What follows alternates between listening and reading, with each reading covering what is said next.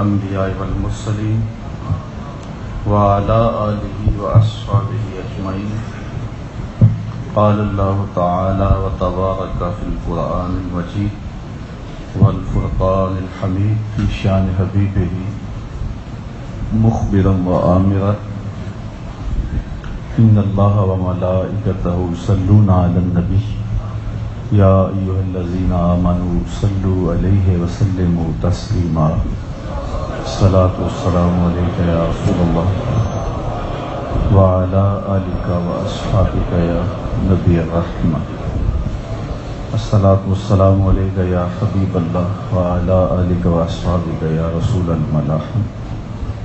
تمام حمد و ثنا، تعریف و توصیف اللہ جل مجدہ الکریم کی ذات بابرکات کے لیے، جو خالق کائنات بھی ہے اور مالک شاشہات بھی.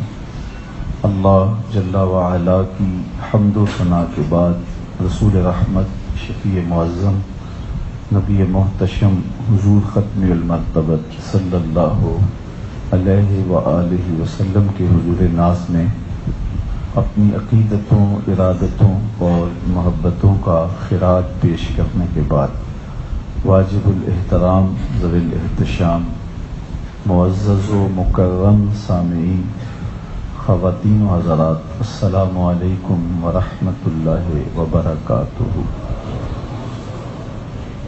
ماہ صیام رمضان المبارک اپنی تمام توانائیوں کے ساتھ جلوہ فراز ہے. اس ماہ نور کی برکتیں مجھے اور آپ کو نصیب ہو رہی ہیں. بارگاہ ایزدی میں دعا ہے کہ ہمارے ماضی کے سارے گناہ معاف کر دیے جائیں اور اس ماہ نور کی برکتیں ہماری روحوں میں اتار دی جائیں. 6 دن گزر بھی گئے، بقیہ ایام بھی تیزی سے یوں ہی گزر جائیں گے. میرے حضور نے ارشاد فرمایا، اگر لوگوں کو پتہ چل جائے کہ ماہ صیام میں کیا ہے تو وہ آرزو کریں کہ پورا سال ہی ماہ صیام ہو. اتنی رحمتیں، اتنی برکتیں اس مہینے کے دامن میں ہیں. گناہگاروں کو بخشش و مغفرت کے پردوں میں یہ مہینہ ڈھانپ لیتا ہے، اور یہ عشرہ جو چل رہا ہے پہلے 10 دن، یہ عشرہ رحمت ہے. اولہ رحمہ و اوسطہ مغفرہ و آخرہ عتق من النار. اس کا پہلا حصہ عشرہ اول رحمت ہے، دوسرا حصہ بخشش و مغفرت کا پروانہ دینے آیا ہے، اور تیسرا عشرہ جہنم کی آگ سے آزادی کا سندیسہ ہے. اپنے دامن میں بے پناہ برکتیں، رحمتیں لیے یہ مہینہ جلوہ فراز ہوا. اس کے چاروں اجتماعات جمعۃ المبارک کے اور لیلۃ القدر کے انشاءاللہ مرکز مصطفیٰ میں نصیب ہوں گے تو بہت ساری برکتیں مجھے آپ کو نصیب ہوں گی. آج اسلام کے حوالے سے چند باتیں آپ سے گزار کرنا چاہتا ہوں. آپ کو مجھے اللہ اسلام کے حقیقی ثمرات نصیب فرمائے. اسلام ہمارا دین ہے اور ہم جینا مرنا اسلام پہ چاہتے ہیں. اسلام ہے کیا؟ اسلام کسے کہتے ہیں؟ میرے حضور علیہ السلام سے یہ سوال متعدد موقعوں پہ پوچھا گیا، اور حضور نے جو پوچھنے والے تھے ان کے نفسیات کے مطابق، ان کے حالات کے مطابق اس کا جواب بھی ارشاد فرمایا، یا اس وقت جس چیز کی ضرورت تھی حضور نے اسلام کی اس انداز سے اس کی تشریح فرمائی. حضرت عمر بن خطاب رضی اللہ تعالی عنہ سے معروف روایت ہے، فرماتے ہیں بینما نحن عند رسول اللہ صلی اللہ علیہ وآلہ وسلم، ایک دن ہم حضور کے پاس بیٹھے ہوئے تھے. کوئی کسی اعلیٰ عہدیدار، کسی منصب دار کے پاس بیٹھتا ہے تو پھر وہ واپسی اپنے دوستوں میں آ کے بڑے فخری انداز میں کہتا ہے کہ ہم فلاں صاحب کے پاس بیٹھے ہوئے تھے.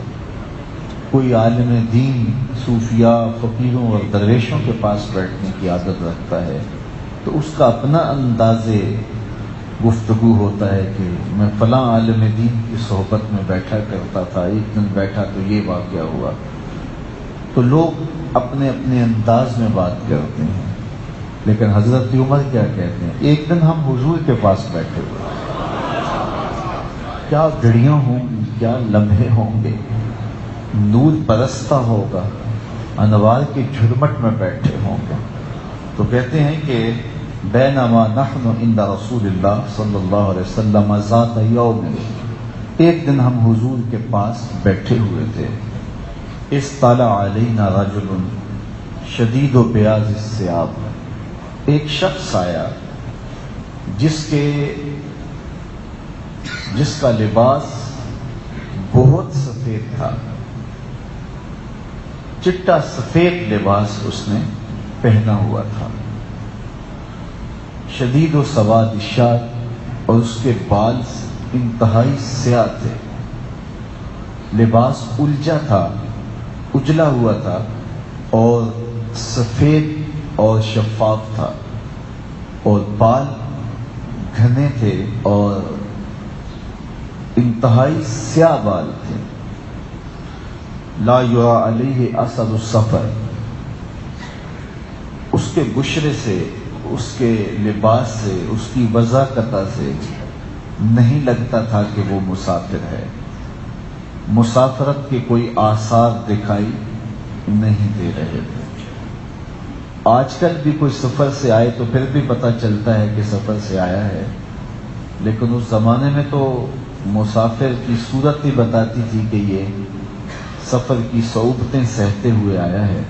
لیکن وہ اس طرح تازہ بتازہ تھا، چہرہ اس کا کھلا تھا، لباس اس کا اجلا ہوا تھا، سفید اور شفاف تھا، کوئی سلوٹ نہیں پڑی تھی، اور اس کے بال گھنے اور سیاہ تھے.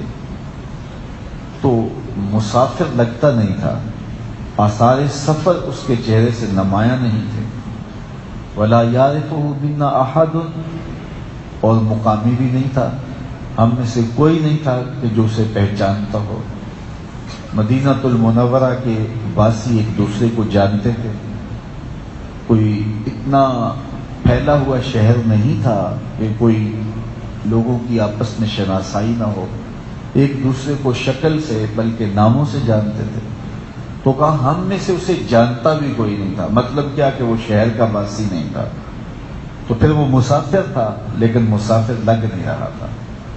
شدید سفید لباس پہنا تھا، گھنے سیاہ بال تھے، اور حضور کی خدمت میں وہ شخص آیا. حتی جلس الی النبی صلی اللہ علیہ وسلم، یہاں تک کہ وہ حضور کے پاس آ کے بیٹھ گیا. فَأَسْنَدَ رُكْبَتَيْهِ إِلَىٰ رُكْبَتَيْهِ، اس نے اپنے گھٹنے حضور کے گھٹنوں سے جوڑ لیے، دو زانو ہو کے بیٹھ گیا. اور وَوَضَعَ كَفَّيْهِ إِلَىٰ فَخِذَيْهِ، اس نے اپنے دونوں ہاتھ اپنی دونوں رانوں پہ رکھے.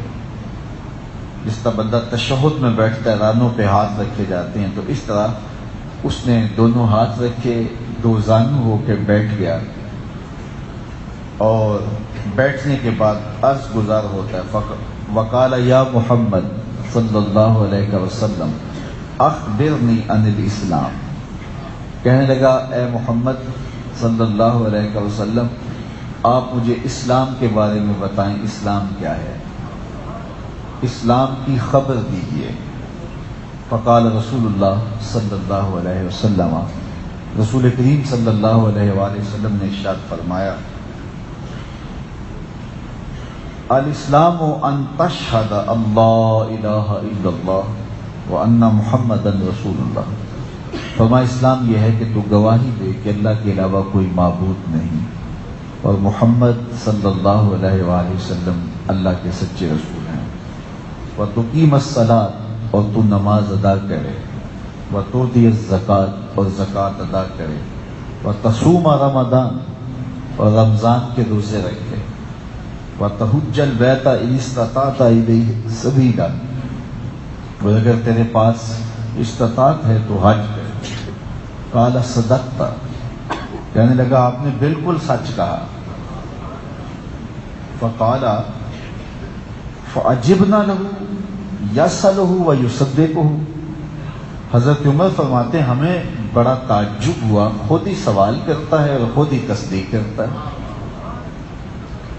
پھر اس نے حضور سے احسان کے بارے پوچھا، ایمان کے بارے پوچھا، قیامت اور اس کی نشانیوں کے بارے پوچھا.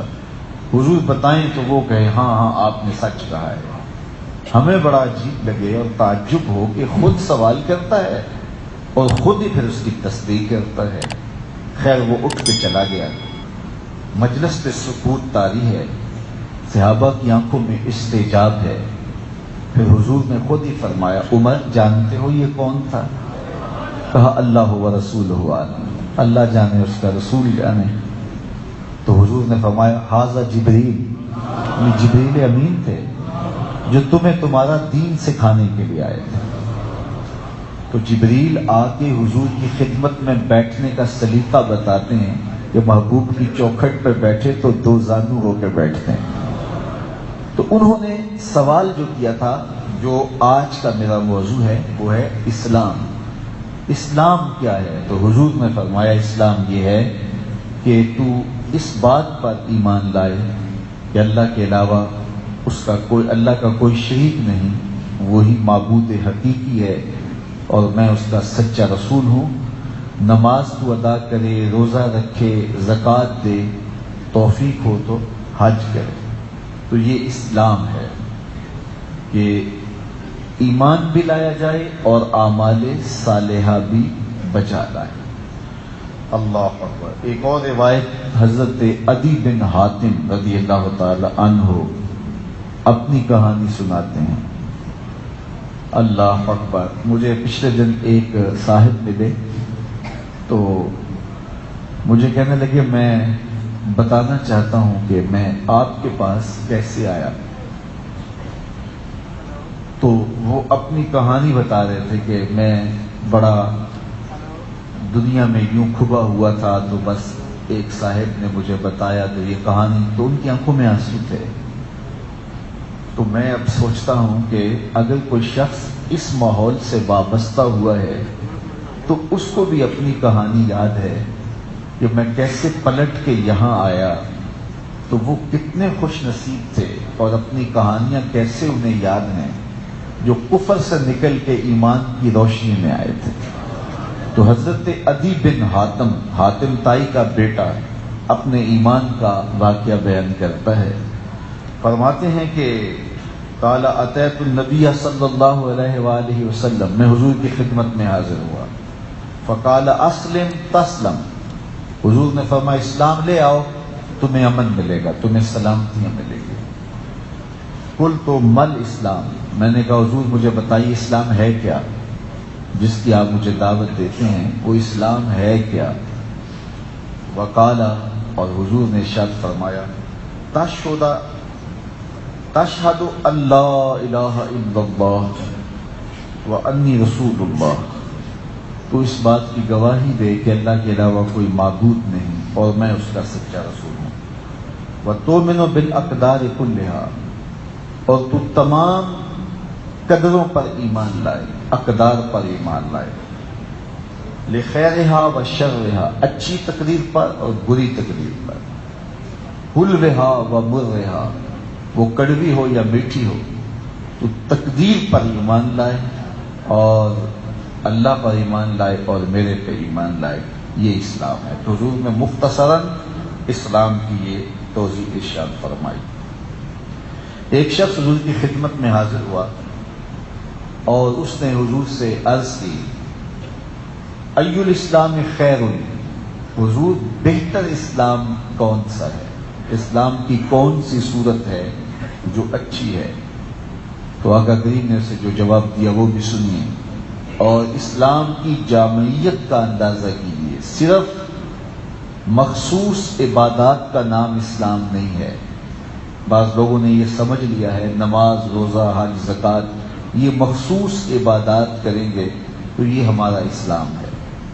یہ اسلام میں داخل ہیں چیزیں، لیکن اسلام بہت ساری چیزوں کا مجموعہ ہے. اس میں عقائد بھی آتے ہیں، اعمال بھی آتے ہیں، اخلاقیات بھی آتے ہیں، معاملات بھی آتے ہیں۔ تو اسلام ایک مکمل نظام حیات ہے، ایک مکمل زندگی گزارنے کا اسلوب اور طریقہ ہے۔ تو صرف عبادات پر اسلام کی تعریف کو کہہ دینا کہ صرف مخصوص عبادات کا نام اسلام ہے، تو یہ اسلام کو نہ سمجھنے والی بات ہے۔ حضور کی مختلف احادیث اگر ہم اپنے مطالعہ میں رکھیں تو ہمیں سمجھ آتی ہے کہ اسلام ایک مکمل ضابطۂ حیات ہے اور زندگی کے تمام شعبوں پر حاوی ہے۔ زندگی کو کس خوبصورتی سے گزارنا ہے کہ اللہ اس کے رسول کی رضا حاصل ہو، تو یہ اسلام ہے۔ تو اس نے پوچھا حضور مجھے بتائیے کہ سب سے اچھا اسلام کون سا ہے؟ تو سنیے میرے حضور نے کیا فرمایا، قال تطعم الطعام وتقرأ السلام علی من عرفت ومن لم تعرف، کہ تو لوگوں کو کھانا کھلائے، جس کو پہچانتا ہے جس کو نہیں پہچانتا سب کو سلام کرے۔ یہ ہے اسلام، جو بھی تجھے ملے اس کو کہے السلام علیکم۔ یہ تحیت المسلم ہے، یہ مسلمان کا تحیت ہے۔ ہر قوم کا ملاقات کے وقت کوئی باہمی ملاقات کا کلمہ ہوتا ہے جس کو وہ بولتے ہیں، کوئی گڈ مارننگ کہتے ہیں، کوئی نمستے کہتے ہیں، کوئی کچھ بولتے ہیں۔ اب اسلام کا تحیت کیا ہے؟ تحیت المسلم السلام علیکم۔ تو یہ ایک ضمانت ہے جو ہم اپنے مومن بھائی کو دیتے ہیں۔ السلام علیکم کا کیا مطلب ہے؟ تیرے اوپر سلامتی ہو۔ تو ہم اپنے مومن بھائی کو کہتے ہیں کہ میرے مومن بھائی تو پریشان نہ ہو، تیری جان، تیری آبرو، تیرا مال، تیری عزت، تیری آبرو میری جانب سے محفوظ ہے، تجھے میری جانب سے کوئی فکر نہیں ہونی چاہیے، میں تجھے ضمانت دیتا ہوں السلام علیکم، میری جانب سے بے خوف ہو جا۔ تو وہ بھی آگے سے کیا کہتا ہے؟ وعلیکم السلام، اگر تو مجھے ضمانت فراہم کرتا ہے تو پھر میں بھی تجھے ضمانت دیتا ہوں، تیری آبرو، تیری عزت اور تیری ناموس، تیرا مال، تیری جان میری جانب سے محفوظ ہوگی۔ یہ ہم ایک دوسرے کو ضمانتیں دیتے ہیں۔ تو جب ایک دوسرے کو ضمانت دیں تو پھر اس میں خیانت نہیں کیا کرتے۔ کسی کو السلام علیکم کہہ دیا تو اس کا مطلب یہ ہوا کہ ہم نے اس کو ضمانت فراہم کر دی۔ ہارون الرشید کے زمانے میں ایک قیدی کو سزائے موت کا حکم ہوا، تو اس سے پوچھا گیا تیری کوئی آخری آرزو؟ تو کہا میں بادشاہ کو ملنا چاہتا ہوں۔ بادشاہ سے کہا گیا کہ ایک قیدی ہے، اس کو سزائے موت ہے، تو اس کی آخری آرزو یہی ہے۔ اس نے کہا لے آؤ اسے۔ دربار سجا تھا، وہ شخص داخل ہوا اور اس نے داخل ہوتے ہی کہا السلام علیکم۔ بادشاہ نے کہا وعلیکم السلام۔ اب اس کی آرزو آخری پوری ہو گئی، کہا اس کو لے جاؤ اور اس کو قتل کر دو، چونکہ یہی اس کی سزا ہے۔ اس نے کہا آپ مجھے قتل نہیں کر سکتے۔ کہا کیوں؟ کہا بادشاہ سلامت میری سلامتی کی ضمانت دے چکے ہیں۔ تو بادشاہ نے کہا میں نے کب دی ہے؟ کہا آپ نے کہا نہیں وعلیکم السلام، تو پھر اس کا مطلب یہ ہے کہ آپ مجھے سلامتی کی ضمانت دے چکے ہیں۔ تو بادشاہ مسکرا کے کہنے لگا اسے چھوڑ دو۔ تو السلام علیکم اور جواب میں وعلیکم السلام، یہ گویا ایک قسم کی ضمانت ہے۔ اور میں سوچتا ہوں کہ ہم جب پڑھتے ہیں السلام علیکہ ایھا النبی، تو اگر زندگی میں ایک مرتبہ بھی خلوص سے پڑھا گیا اور جواب مل گیا حضور کی جانب سے، پھر تو خیر ہی خیر ہے نا۔ اگر اس زبان سے نکل گیا کہ وعلیکم السلام، تیرے اوپر بھی سلامتی ہو، تو پھر بتاؤ کہ حشر کی دھوپ تنگ کرے گی؟ جب انہوں نے کہہ دیا سلامتی ہے تو پھر سلامتی ہی سلامتی۔ حضور کی عادت کریمہ یہ تھی کہ جب کسی کے ہاں تشریف لے جاتے تو 3 مرتبہ اس کے دروازے پہ دستک دیتے اور ہر دستک کے ساتھ کہتے السلام علیکم۔ تو اگر جواب آتا ٹھیک، تو 3 مرتبہ بھی اگر جواب نہیں آیا تو حضور واپس پلٹ جاتے اور دوبارہ پھر کبھی صحیح۔ ہمیں یہی آداب سکھائے گئے ہیں کہ جب کسی شخص کو مخاطب کرو اس کے گھر پہ دروازے پہ دستک دو تو 3 مرتبہ دستک دو. اگر وہ جواب نہیں دے رہا تو پھر دروازے پہ دھرنا دے کے بیٹھ نہ جاؤ کہ اٹھنے ہی نہ پاؤ، بلکہ پھر صحیح آداب یہی ہیں کہ دستک دے کے ایک سائڈ پہ ہو جائے، ایک طرف میں کھڑے ہو جائے. 3 مرتبہ کے بعد واپسی. اور میں یہ کہا کرتا ہوں یہ جو موبائل ہے یہ اس دور کی ایجاد ہے، اس کا ادب بھی اس سے ہی سمجھنا چاہیے. کسی کو فون کریں تو 3 مرتبہ اگر بیل گئی ہے اور اس نے جواب نہیں دیا تو پھر کسی اور موقع پہ آپ دوبارہ زحمت دینا. بچے کو موبائل پکڑا کے ڈیوٹی نہ لگا دینا کہ جتنی دیر تک وہ جواب نہیں دیتا آپ نے بیل ہی دیتے رہنا. تو یہ کوئی کمال نہیں ہوتا، یہ کسی کو اذیت دینے والی بات ہوتی ہے. تو حضور 3 مرتبہ کسی کے دروازے پہ دستک دیتے، السلام علیکم کہتے، جواب نہیں آیا تو حضور تشریف لے جاتے. حضور ناراض نہیں ہوتے کہ میں نبیوں کا امام ہوں اور تم نے دروازہ نہیں کھولا. اللہ اکبر. ہم تو چھوٹی چھوٹی بات پہ جو ہے وہ الجھ پڑتے ہیں. بعض کا کوئی فون کرے اٹینڈ نہ ہو تو بعد میں جب دوبارہ بات ہو تو وہ پہلے شکوے کی زبان کھولتا ہے. اچھا، اللہ کے محبوب نے دستک دی اور السلام علیکم کہا. اس نے حضور کا لہجہ پہچان لیا اور دروازے کے سوراخوں سے دیکھ بھی رہا تھا کہ حضور ہیں، لیکن اس نے دروازہ نہیں کھولا اور دھیرے سے دل ہی دل میں کہا وعلیکم السلام. حضور نے پھر دستک دی اور کہا السلام علیکم، تو وہ جی میں بولا وعلیکم السلام. تیسری مرتبہ حضور نے پھر دستک دی اور پھر فرمایا السلام علیکم، تو وہ دل ہی دل میں بولا وعلیکم السلام.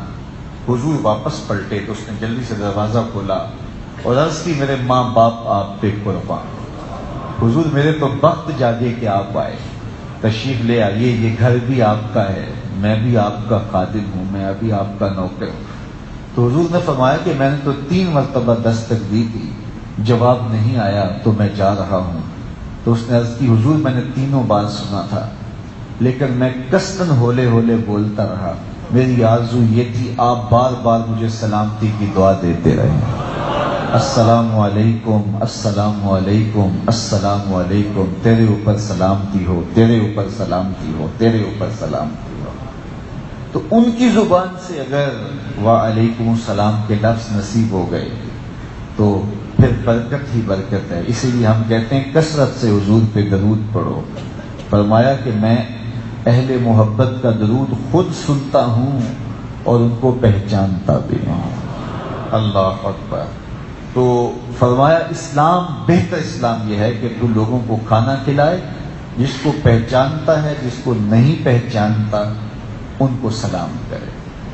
حضرت ابو ہریرہ رضی اللہ تعالی عنہ سے ایک معروف روایت ہے جو آپ نے کئی بار علماء سے سماعت کی ہوگی، اور یہ اسلام کی حقیقی شکل ہمارے سامنے لاتی ہے کہ اسلام کی حقیقی صورت کیا ہے.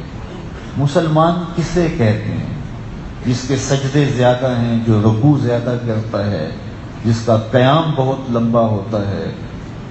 یہ بھی خوبیاں ہیں ایک بندہ مومن میں ہونی چاہیے. اللہ کے حضور نیاز مندی کا انداز اسے اختیار کرنا چاہیے. لیکن یہاں جو ارشاد فرمایا گیا، حضور علیہ السلام نے ارشاد فرمایا المسلم من سلم المسلمون من لسانہ و یدہ. مسلمان وہ ہوتا ہے جس کے ہاتھ اور زبان سے دوسرا مسلمان محفوظ رہے، زبان سے تیر نہ برساتا رہے. بعض لوگ اس زوم میں کہتے ہیں جی میں سچا ہوں اور سچ بڑا کڑوا ہوتا ہے، اور ہر وقت وہ کڑواہٹ ہی پھیلاتے رہتے ہیں. سچ بھی بولنا ہے تو کسی کا دل نہ چیرو، کسی کو تکلیف نہ پہنچاؤ. میرے حضور علیہ السلام صحابہ کی تربیت کیا کرتے تھے اور وہ حضور کی اولاد کی طرح تھے. فرمایا انما انا لکم مثل الوالد، میں تمہارے لیے باپ کی جگہ پہ ہوں. تو باپ اپنی اولاد کو جھڑک بھی لیتا ہے، سخت بات بھی کر لیتا ہے، لیکن کوئی ماجرا ہوتا تو میرے حضور سختی نہ فرماتے، کسی کا نام لے کے نہ کہتے، بلکہ فرماتے بعض لوگ ایسے ایسے کرتے ہیں، انہیں ایسے ایسے نہیں کرنا چاہیے. مسجد نبوی میں ایک بدو آیا اور وہ پیشاب کرنے بیٹھ گیا.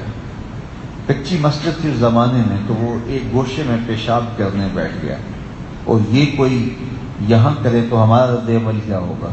یقیناً صحابہ دوڑے اور اس کو مارنے کے لیے، اس کو ہٹانے کے لیے، اس کو اٹھانے کے لیے، لیکن میرے حضور نے دیکھا تو فرمایا رک جاؤ، اب بیٹھ گیا ہے تو اس کو قضائے حاجت کر لینے دو، بعد میں پانی بہا دینا۔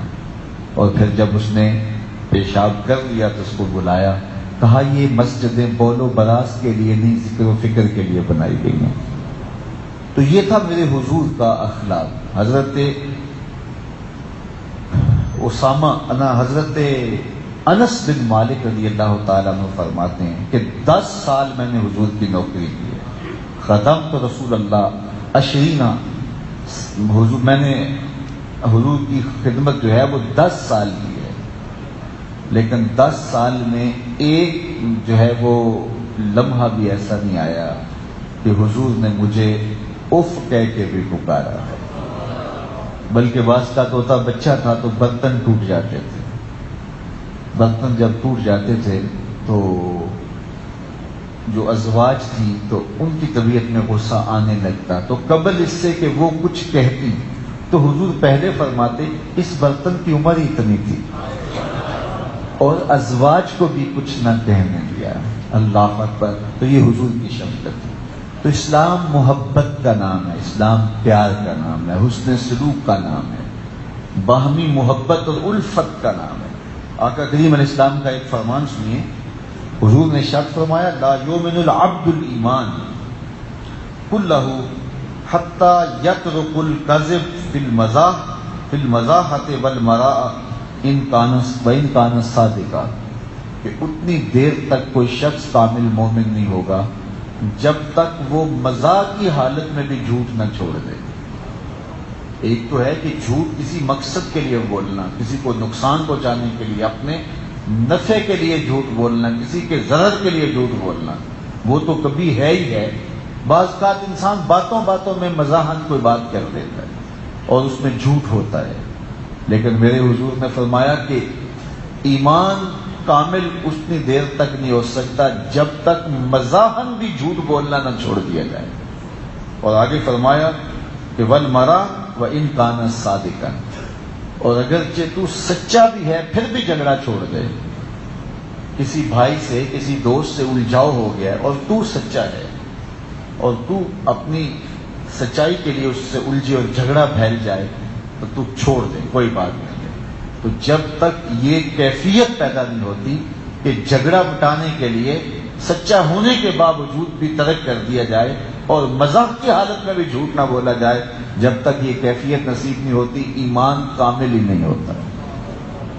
اور جو اہتمام سے جھوٹ بولیں، اپنے مقاصد مذمومہ کے لیے جھوٹ بولیں، کسی کو ضرر پہنچانے کے لیے جھوٹ بولیں، دھوکہ دہی کے لیے، دجل و فریب کے لیے جھوٹ بولیں، تو ان کا ایمان کیسے مکمل ہوگا؟ میرے حضور سے پوچھا گیا کہ مومن بزدل ہو سکتا ہے؟ کہا نہیں، مومن سخی ہوتا ہے، لیکن مومن بہادر ہوتا ہے، لیکن ہو سکتا ہے کبھی اس سے بزدلی بھی ہو جائے، آخر بشر ہے، کمزوریاں تو ہیں۔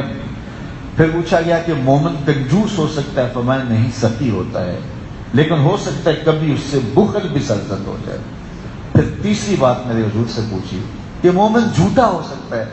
تو میرے حضور نے فرمایا جھوٹا نہیں ہو سکتا، یہ بات طے ہے کہ مومن جھوٹا نہیں ہو سکتا۔ تو میں اور آپ دیکھیں کہ ہماری زندگی میں کہیں جھوٹ رچ بس تو نہیں گیا ہوا۔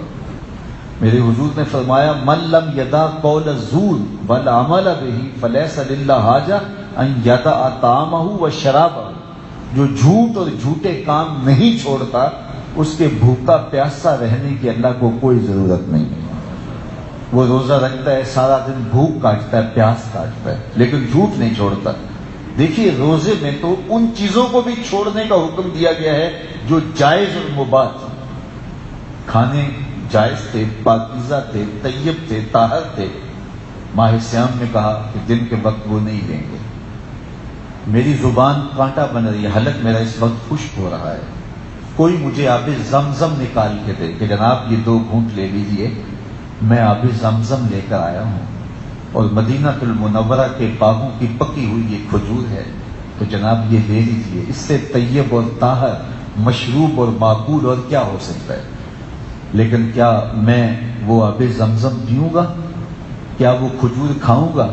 جو چیز میرے لیے محبوب بھی ہے، مرغوب بھی ہے، جائز بھی ہے، مباح بھی ہے، میرے بدن کو تقویت بھی دینے والی ہے، میری روح کو بھی تازگی دینے والی ہے، جس سے میری عقیدت بھی وابستہ ہے، لیکن رمضان المبارک میں حالت روزہ میں اس سے بھی روک دیا گیا۔ جو چیزیں جائز، مباح اور مرغوب اور محبوب تھی ان سے بھی منع کر دیا گیا، اور جو چیزیں رمضان المبارک اور روزے کے علاوہ بھی حرام ہیں تو اس کو روزے میں کس طرح جو ہے وہ اختیار کیا جائے اور پھر روزے کا نور نصیب ہو جائے۔ جب آنکھ بھٹکے گی، خیال بہکیں گے، سوچیں آوارہ ہوتی رہیں گی، زبان غیبت، سب و شتم، چگلی، جھوٹ بولتی رہے گی، جب لہجوں میں تکبر رہے گا، انداز زندگی کے اندر جب ریاکاری موجود رہے گی، تو پھر سارا دن بھوک کاٹنی ہوگی، روزے کے ثمرات نصیب نہیں ہوں گے۔ روزہ تب نصیب ہوگا، روزے کی کیفیت تب نصیب ہوگی، روزے کا نور من میں تب اترے گا کہ جو چیزیں حرام ہیں ان کو تو چھوڑا ہی چھوڑا ہے، وقتی طور پہ جو چیزیں جو حلال ہیں وقتی طور پہ ان کو بھی چھوڑنا پڑے گا۔ تو اس لیے جو جھوٹ نہیں چھوڑتا اور جھوٹے کام نہیں چھوڑتا، میرے حضور نے فرمایا اس کو بھوکا پیاسا، اس کے بھوکا پیاسا رہنے کی اللہ کو کوئی ضرورت نہیں ہے۔ تو فرمایا کہ جو شخص جھوٹ مزاح کی حالت میں بھی نہیں چھوڑتا اور سچا ہونے کے باوجود وہ لڑتا رہتا ہے اور اپنا کہتا ہے جی میرا حق ہے، تو فرمایا ایمان کامل اس کو نصیب نہیں ہوگا، جو لڑائی سے بچنے کے لیے سچا ہونے کے باوجود بھی چھوڑ نہیں دیتا اور مزاح کی حالت کے اندر بھی جھوٹ نہیں چھوڑ دیتا۔ بلکہ حضور نے اسلام کا کتنا خوبصورت تعارف کروایا۔ آج دہشت گردی کے نام سے اور کس کس ناموں سے اسلام کو مطعون کیا جاتا ہے، جبکہ اسلام تو وہ امن کا دین ہے، وہ محبتوں کا دین ہے کہ فرمایا بالمومن من امنہ الناس علی دمائہم و اموالہم، مومن وہ ہے جس سے لوگوں کے مال اور لوگوں کی جانیں محفوظ ہوں۔ یہ مومن کی پہچان ہے، وہ کسی کی آبرو میں دخل اندازی نہیں کرتا، کسی کی اموال نہیں لوٹتا، لوگوں کی زندگیوں سے نہیں کھیلتا۔ ایک انسان کا قتل کرنا پوری انسانیت کا قتل کرنے کے مترادف ہے۔ بلکہ میرے حضور نے فرمایا جس شخص نے کسی انسان کے قتل میں آدھے جملے سے مدد کی، اللہ اس کو جہنم کی آگ میں جلائے گا۔ کسی کے قتل پر کسی کو ابھارا، کوئی بات کی، پورا جملہ بھی نہیں تھا، آدھے جملے سے اگر کسی نے کسی کے قتل پہ مدد کی تو اللہ تعالیٰ اس کو جہنم کی آگ میں جلائے گا۔ اب دیکھیے ام المومنین سیدہ عائشہ رضی اللہ تعالی عنہا سے اسلام کی ایک صورت اور اسلام کا ایک رنگ۔ ان عائشہ رضی اللہ تعالی عنہا لیس المومن الذی یبیت شبعانا وجارہ جائع الی جنبہ، فرمایا وہ شخص مومن نہیں ہے، یعنی کامل مومن نہیں ہے، جو خود تو پیٹ بھر کے کھاتا ہے اور سو جاتا ہے اور اس کا ہمسایہ بھوکا رہا۔ اگر ہمسایہ بھوکا رہا اور وہ خود پیٹ بھر کے کھا کے سو گیا تو میرے حضور فرماتے ہیں اس کا ایمان کامل ہی نہیں ہے۔ تو مومن کی ذمہ داری ہے کہ وہ اپنے اطراف پہ نظر رکھے۔ ہمارا اسلام ہمیں یہ سکھاتا ہے اپنے ماتحتوں کی ضروریات کو سمجھیں، اپنے ہمسایوں اور اپنے رشتہ داروں، اپنے اقربا اور اپنے عزیزوں کی ضروریات کو سمجھیں، اور جو بس میں ہو وہ پورا کرنے کی کوشش کرے۔ تو جو شخص نمازوں پہ نمازیں پڑھتا ہے، روزوں پہ روزے رکھتا ہے، ہر سال عمرہ اور حج کرتا ہے، لیکن اس کے رشتہ دار بھوک میں تڑپتے رہتے ہیں، اس کے ہمسایوں کے یہاں کھانے کے لیے نان شبینہ بھی میسر نہیں ہے، تو فرمایا کہ وہ شخص کامل مومن نہیں ہو سکتا، ایمان کی حلاوت اور مٹھاس نصیب نہیں ہو سکتی اسے، جو رات پیٹ بھر کے گزارے اور اس کا ہمسایہ جو ہے وہ بھوک میں تڑپ رہا ہو۔ تو ہمیں جو صورت دی گئی، اسلام کا جو ہمیں تعارف دیا گیا، اسلام کی جو شکل ہمارے سامنے ان مختلف احادیث سے آئی، وہ یہ ہے کہ اسلام ہمدردی کا دین ہے، اسلام امن کا دین ہے، اسلام محبت کا دین ہے، اسلام باہمی موافقت اور موانست کا دین ہے، ایمان ایک دوسرے کے احساس کا دین ہے، اسلام ایک دوسرے کے احساس کا دین ہے۔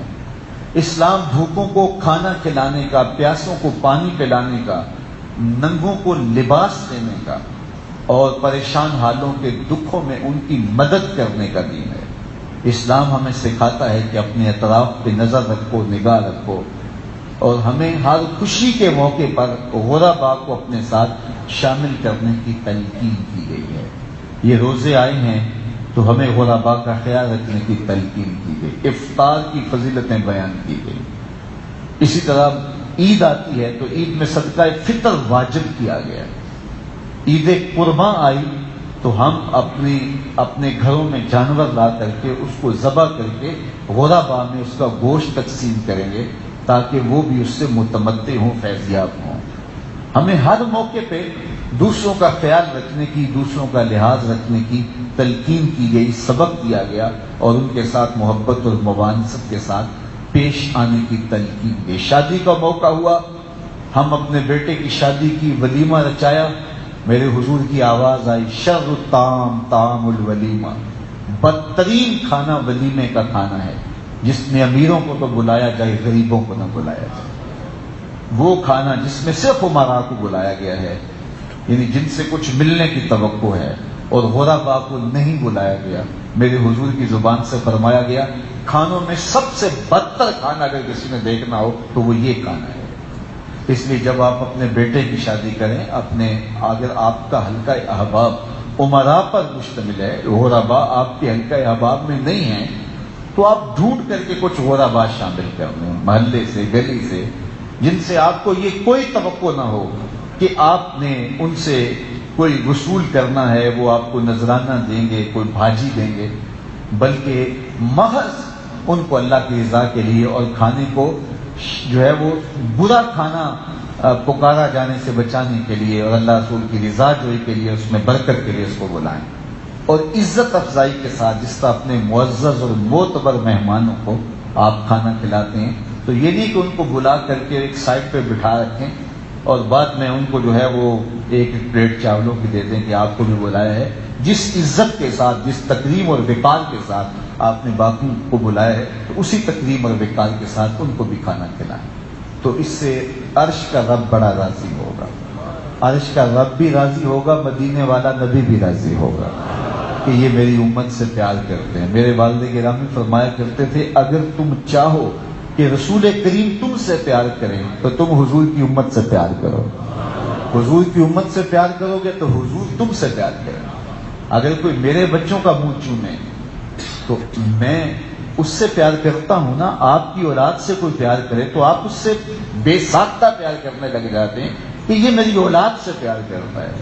الخلق عیاد اللہ، مخلوق اللہ کا گھرانہ ہے، اللہ کا قبیلہ ہے، اور یہ ساری امت حضور کی اولاد ہے، روحانی اولاد۔ تو آقا کریم علیہ الصلوۃ والسلام کا اگر آپ پیار چاہتے ہیں تو حضور کی امت سے پیار کیجیے، حضور کی امت سے محبت کیجیے۔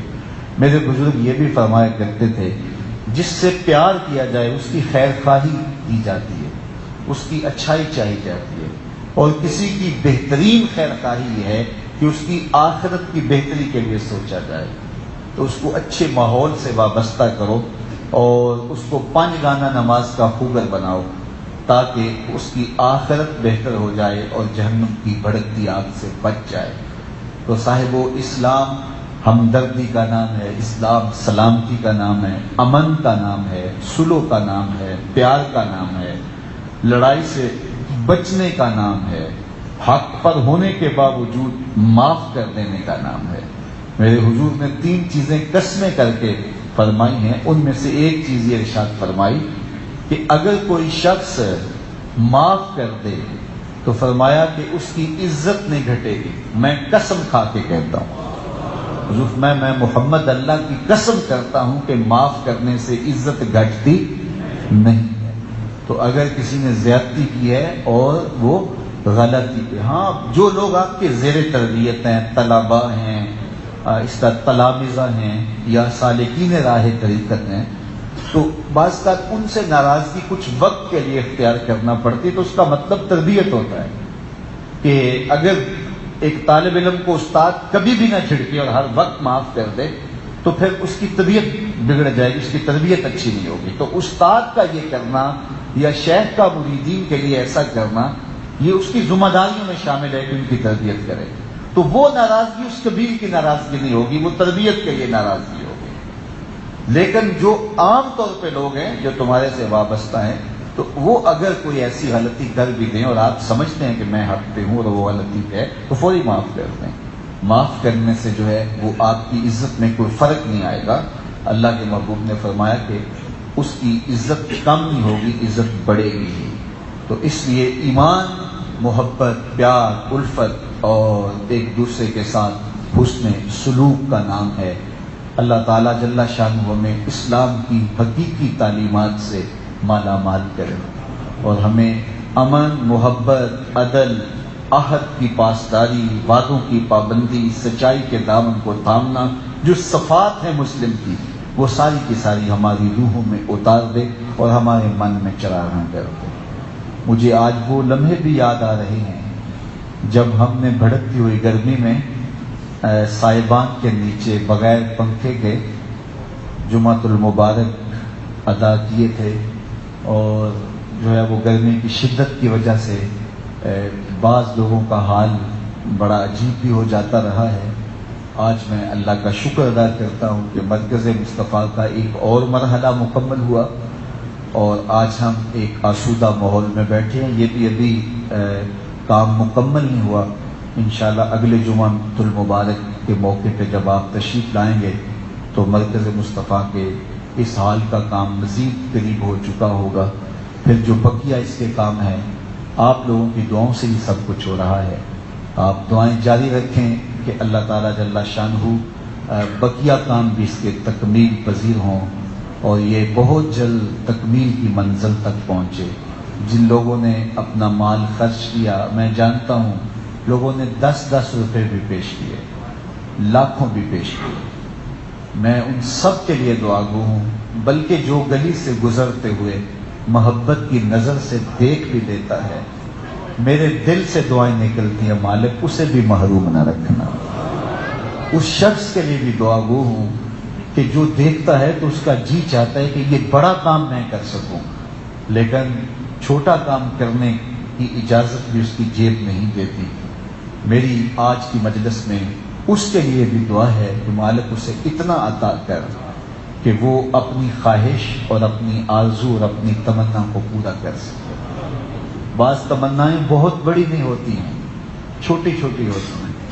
مجھے ایک شخص ملنے آتا تھا تو میرے پاس بیٹھا رہتا تھا. تو ایک دن وہ مجھے کہنے لگا کہ دعا کیجئے کہ اللہ مجھے کوئی وسائل دے دے. تو میری آرزو یہ ہے کہ میں آپ کو گھر میں بلاؤں اور ایک چاولوں کی دیگ تیار کروں اور وہ لوگوں میں بانٹوں، آپ کے ساتھ کچھ لوگ بھی ہوں. تو میں جب اٹھ کے چلا گیا تو میں نے سوچا کہ اس کی آرزو اتنی بڑی تو نہیں ہے جو پوری نہ ہو سکے اور جو ہمارے پاس میں نہ ہو. تو میرا ایک پیر بھائی تھا، تو میں نے اس کو کہا کہ اس سے دوستی لگا لو اور ایک دن اس سے یہ آفر کر دینا کہ حضرت کو ہم بلاتے ہیں اپنے گھر میں، تو خرچہ میں کر دیتا ہوں اور آپ جو ہے وہ ان کو دعوت دیں. تو پھر اس دوست نے ان کو دعوت دی اور وہ مجھے بلا کے لے گئے. وہ 20-25 لوگ انہوں نے اپنے ہمسائے دائیں بائیں سے جمع کیے اور سب کو کھانا کھلا دیا. تو بڑے خوش تھے کہ آپ میرے گھر آئے ہیں. لیکن میں خوش تھا، مالک تھوڑی سی زبان ہلانے سے اس بندے کو خوشیاں مل گئیں. وہ کسی نے کہا تھا بڑوں کی بڑی بڑی آرزویں پوری کرنے کی بجائے چھوٹوں لوگوں کی چھوٹی چھوٹی آرزویں پوری کر دیا کرو. یہ کوئی قیمت نہیں لگتی، وقت نہیں لگتا. اسلام ہمیں یہ سکھاتا ہے. حضور نے فرمایا کہ کسی کو مسکرا کے ملو تو یہ بھی صدقہ ہے. تو بعض کا تم کسی کو ہنس کے مل لیتے ہو تو اس کی سارے دن کی تھکن اتر جاتی ہے. تو لوگوں کے ساتھ حسن سلوک کرو، لوگوں کے ساتھ محبت سے پیش آؤ. تو بات کر رہا تھا کہ جس کی یہ آرزو ہے، تو میں آج کی مجلس میں آپ کی پرخلوص آمین کے ساتھ میں اس دیگ والے دوست کی طرح دعا کر رہا ہوں اور آپ اس دوست کی طرح جو اس کے ساتھ جڑ گیا تھا آمین کہیں کہ میرے مالک جو آرزو رکھتا ہے کہ مرکز تو اب تکمیل پذیر ہو رہا ہے اب بہت جلد یہ اپنے آخری مراحل بھی طے کر جائے گا اور میں کچھ کر نہیں سکا، تو مالک اس کو اتنی توفیق عطا کر کے وہ اپنے من کی منشا پوری کر سکے۔ اللہ اپنی رحمتوں کے حساب میں رکھے۔ انتظامات میں پھر بھی کوئی کمی ہوگی تو ہمارے دوستوں کی جانب سے، میری جانب سے معذرت قبول کیجیے گا۔ ہم کوشش کرتے ہیں کہ اپنے دور و نزدیک سے نہ جانے کہاں کہاں سے اہل محبت آتے ہیں، تو ان کے لیے جو ہے وہ بہتر سے بہتر آسودہ ماحول فراہم کریں۔ ظاہر ہے پارکنگ کے مسائل ہیں، راستے کے مسائل ہیں، انشاءاللہ بہتریوں سے بہتریاں ہوتی چلی جائیں گی۔ اللہ آپ کو مجھے اپنی رحمتوں کے حصار میں رکھے۔ کی محمد سے وفا تو نے تو ہم تیرے ہیں، یہ جہاں چیز ہے کیا لو